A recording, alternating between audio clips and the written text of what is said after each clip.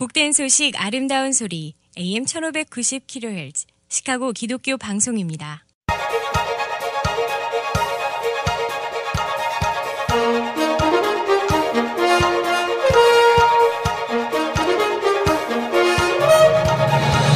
김정일 해설위원의 시사 해설. 세상을 넓게 봅니다. 삶의 지평이 넓어집니다.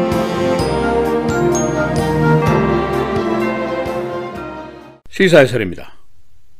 2020년도에 실시되는 센서스 조사에 질문 한 개가 추가가 됩니다. 귀하는 시민권자입니까? 하는 질문입니다. 그런데 이 질문 추가를 놓고 찬성과 반대 의견이 지금 뜨겁게 충돌을 하고 있습니다. 이 추가 질문을 하기로 결정한 트럼프 정부에게 소송을 제기하겠다고 밝힌 스테이트가 12개 주나 됩니다. 이 12개 주 안에는 우리 주인 일리노이 주도 포함이 되어 있습니다. 일견 단순해 보이는 질문인데 왜 이렇게 뜨거운 찬반 논란이 벌어지고 있는 것일까 하는 질문이 있을 수 있습니다. 한마디로 말하면 그 질문이 이민자들, 소수계들, 특히 불법 이민자들의 인구조사 참여를 축소시키게 되고 그렇게 되면 인구조사가 부정확해지게 되고 또 그렇게 되면 정책으로 하원 의석 배정에서부터 시작해서 수천억 달러에 달하는 정부 예산 지출 배정까지 또 질병 보건 예산에부터 시작해서 대학 등록금 지원금까지 그 배정 할당에 큰 차질이 생기게 됩니다. 그런데 이 차질이 생기는데 피해를 보는 쪽이 누구냐? 주로 블루 스테이트입니다. 민주당 주들이기 때문입니다.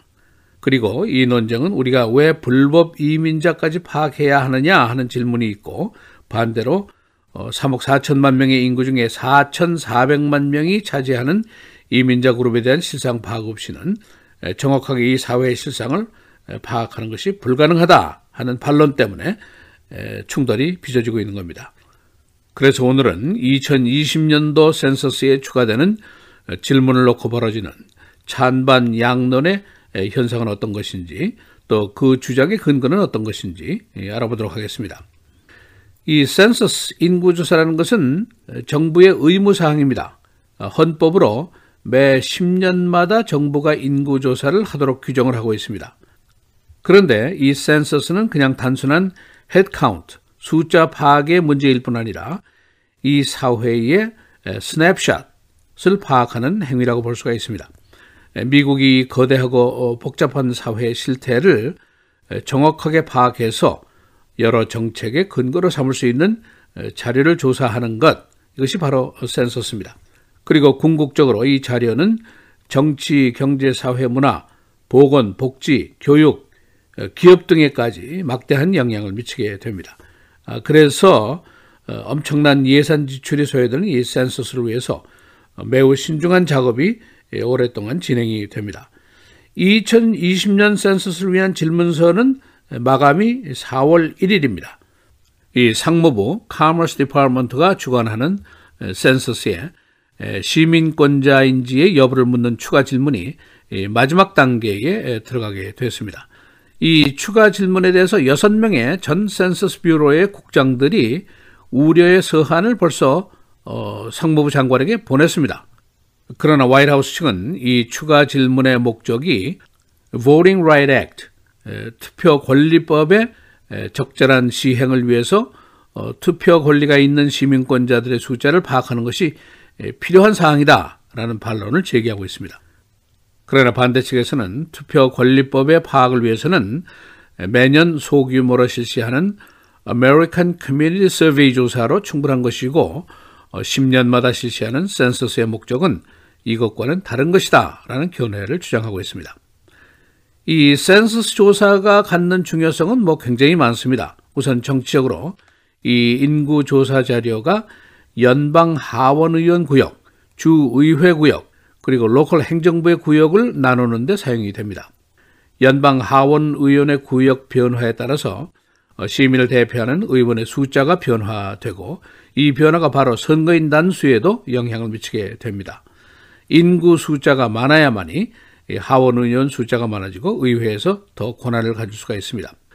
오늘 선타임스의 보도에 따르면 만일 지금 우려하고 있는 것이 현실화된다면은 일리노이주가 지금 가지고 있는 18석의 하원의원 의석이 2석이 줄게 될 것이다. 그래서 16석밖에 되지 않을 것이다.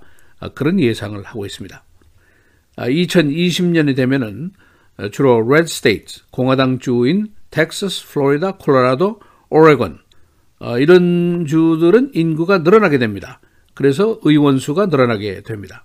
그러나 일리노이라든가 오하이오, 뉴욕, 캘리포니아 등에는 의석 수가 줄어들 것으로 예상이 됩니다. 여기에다가 소수의 또 이민자들이 현재 팽배하고 있는 이 반이민 정서에 대한 우려가 있고 또 시민권자 질문에 대한 추가 질문까지 들어가게 되면 움츠리게 되고 인구조사 참여에 위축이 될 것이다. 그러면 숫자는 더 적어지게 될 것이다. 그런 예상을 할 수가 있습니다. 그리고 이제 경제적으로도 큰 영향을 미치게 됩니다. 정부가 국내 지출 예산을 가지고 있는 것이 6,750억 달러입니다. 그런데 이 예산이 사실은 인구 비례로 배정이 되고 할당이 됩니다. 인구가 적게 잡히게 되면 돈이 적게 할당이 됩니다. 추가로 메디케어, 메디케이드, 푸드 스탬프스, 펠 그랜트, 대학 지원금 또는 하이웨이 교통 예산까지 모두 여기에 영향을 받게 되어 있습니다. 그리고 일반 민간 기업, 주로 대기업들이 자신의 스토어를 어디에 열고 또 서비스 센터를 어디에 열고 투자를 얼마나 하고 고용은 얼마를 더 하고 이런 것도 바로 이 자료에 근거해서 하는 것이 보통 있는 일입니다. 그리고 정부의 건강 또는 질병 억제를 위한 예산도 머릿수에 따라서 배정이 됩니다. 또 소셜 시큐리티 예산 배정이라든가 집행도 이 근거 자료에 따르도록 되어 있습니다. 그래서 이 인구조사 10년 만에 하는 이 센서스는 있는 그대로의 미국 사회의 현상을 파악하는 것이 매우 중요합니다. 예를 들어서 조지아주의 경우에 라티노 인구가 9% 정도 됩니다. 그런데 이 중에 한 3분의 1이 불법 이민자인데 그런데 이들의 자녀는 또 대부분 미국 출생 시민들입니다. 그러니까 문제가 그렇게 간단하지가 않습니다. 따라서 불법이고 합법이고 시민이고 모두 파악을 정확하게 하는 것이 중요합니다.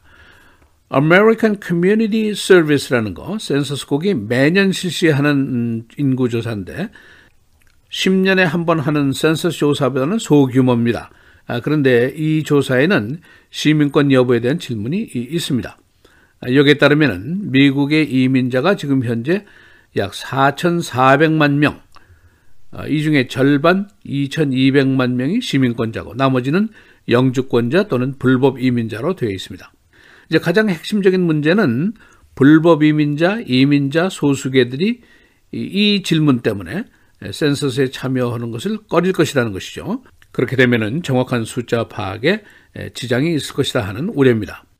이 센서스의 역사 1850년부터 시작을 해서 시민권자 여부에 대한 질문이 과거에 있었습니다. 그러나 1960년대부터는 귀하가 시민권자입니까? 하는 이 질문이 삭제가 됐습니다.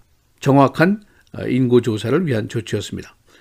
그 대신에 2000년도 이후에는 ACS에서는 이 질문을 해왔습니다. 그러나 1960년 이후부터는 이 부작용을 우려해서 이 질문이 완전히 삭제가 됐습니다. 그런데 이제 2020년도에 다시 이 질문이 이제 제기가 될 것이라는 예상입니다. 12개 주정부의 소송에 어떤 결과가 나오게 될 것인지 이것이 관심사입니다. 시사해설 김정일입니다.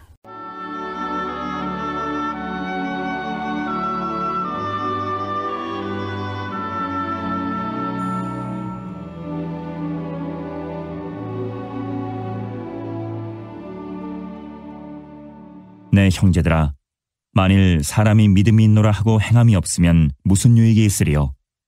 그 믿음이 능히 자기를 구원하겠느냐?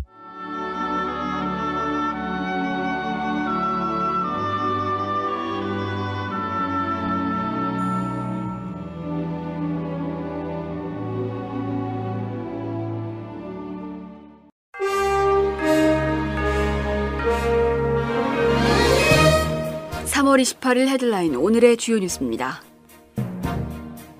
중국을 깜짝 방문한 북한 김정은 위원장의 정상회담 발언 내용이 공개됐습니다. 김 위원장은 한국과 미국이 선의를 가지고 자신들의 노력에 단계적으로 동시에 보조를 맞춰준다면 이 비핵화 문제를 해결할 수 있다고 언급했습니다. 트럼프 대통령은 오늘 아침 트윗으로 시진핑 중국 주석이 북한 김정은 위원장과의 회동이 매우 잘 진행됐다고 자신에게 말했다고 밝혔습니다. 트럼프 대통령이 스토미 데니얼스의 주장에 대해 침묵하고 있는 것은 국정 운영에 바쁘기 때문이라고 세라 샌더스 백악관 대변인이 어제 밝혔습니다. 샌더스 대변인은 어제 언론 브리핑에서 데니얼스의 인터뷰 등 지속적인 관계 주장에 대해 침묵하고 있는 이유를 기자들이 질문하자 대통령이 모든 스토리에 맞대응을 하지는 않는다고 말했습니다. 한편 데니얼스의 변호사 마이클 아베나티는 어제 트럼프가 침묵하고 있는 것은 데니얼스가 진실을 말하고 있기 때문이라고 주장했습니다. 트럼프 행정부의 감세 정책으로 인한 세수 감소분을 메우기 위해 재무부가 이번 주 2,940억 달러 규모의 국채를 발행합니다. 2008년 금융위기 이후 한 주 동안 발행한 국채로는 사상 최대 규모입니다. 언론은 어제 연방준비제도의 이딴 금리 인상에 따른 차입 비용의 증가와 미중 간 무역 전쟁의 전운이 고조되고 있는 시점에서 트럼프 행정부가 주간 기준으로는 사상 최대 규모의 국채를 발행한다고 보도했습니다. 트럼프 대통령이 멕시코 국경 장벽 건설 비용을 국방 예산에서 전용할 계획입니다. 트럼프 대통령은 지난주 폴 라이언 하원 의장과 만나 지난 23일 양당 합의로 통과된 2018 회계연도 예산 지출 법안에 포함되지 않은 국경 장벽 건설 비용을 국방 예산에서 전용하겠다는 계획을 밝혔습니다. 그러나 국방 예산을 장벽 건설 비용으로 전용하기 위해서는 연방의회의 인준이 필요하기 때문에 트럼프의 계획이 실현되기는 쉽지 않을 것으로 보입니다. 트럼프 행정부가 한국과 미국 간에 최종 타결된 자유무역협정 FTA 개정안을 오늘 공식 발표할 수 있다고 뉴욕타임스가 보도했습니다. 이번 개정안으로 포드, GM과 같은 자동차 제조업체들에 대한 한국의 규제를 해제함으로써 미 자동차 시장을 열어주고 한국산 트럭 수출 관세를 확대했으며 한국이 미국에 수출할 수 있는 철강의 양을 기존보다 3분의 1로 제한했다고 언론이 전했습니다. 캘리포니아주 오렌지 카운티의 로스 알라미토스 의회가 트럼프 대통령의 반이민 정책에 맞서 이른바 피난 지역을 선포했던 주 정부에 대항하는 연방정부 소송에 가담하기로 어제 의결했습니다. 주 정부의 정책에 맞서는 이 반란 표결은 어제 오렌지 카운티 의회에서 전원이 공화당인 의원들에 의해 3대 0으로 가결됐으며 이에 따라 행동에 나서게 됩니다. 캘리포니아주는 지난해 피난처법을 통과시켜 트럼프 정부가 가속하고 있는 불법 체류자 추방 정책으로부터 주민들을 보호하는 데 나섰습니다. 2020년 센서스가 시민권 여부 질문을 할 경우 일리노이주가 약 2석의 연방 하원석을 잃게 될 것이라고 선타임스가 예상했습니다. 현재 일리노이주의 연방 의석은 18석. 인구수가 적게 보고될 경우 일리노이주는 연방 예산 배정에서도 손해를 보게 됩니다. 애플이 시카고의 레인텍 하이스쿨과 파트너십을 시도하고 있습니다. 애플은 어제 새 아이팟을 소개하면서 레인텍 하이스쿨을 소개 장소로 잡았습니다. 애플은 새 기술의 개발과 학교 교육과의 협동을 새 사업 목표로 잡았습니다. 시카고 공립학교 교육청이 관내 학교 시설을 점검한 결과 많은 문제점을 발견했습니다. 교육청은 이달에 125개 시설에 대한 불시 점검을 실시했는데 이 중에 34개소만이 합격 판정을 받았습니다. 나머지 시설에서는 해충과 음식물 찌꺼기, 쓰레기 등 불결한 환경이 지적됐습니다. 날씨입니다. 오늘은 기온이 크게 오르면서 포근하겠지만 구름 많은 가운데 밤사이 대부분 지역에 비가 내리겠습니다. 낮 최고 57도, 밤 최저 43도. 내일은 흐린 가운데 오전에 약한 비가 내리는 곳도 있겠고 낮 최고 45도, 밤 최저 31도. 성금요일은 구름 많은 가운데 밤사이 다시 비 소식 이어지겠고 낮 최고 50도, 밤 최저 36도. 토요일도 흐린 가운데 오전까지 대부분 지역에 비가 내리다 오후부터 그치겠습니다. 낮 최고 51도, 밤 최저 22도입니다.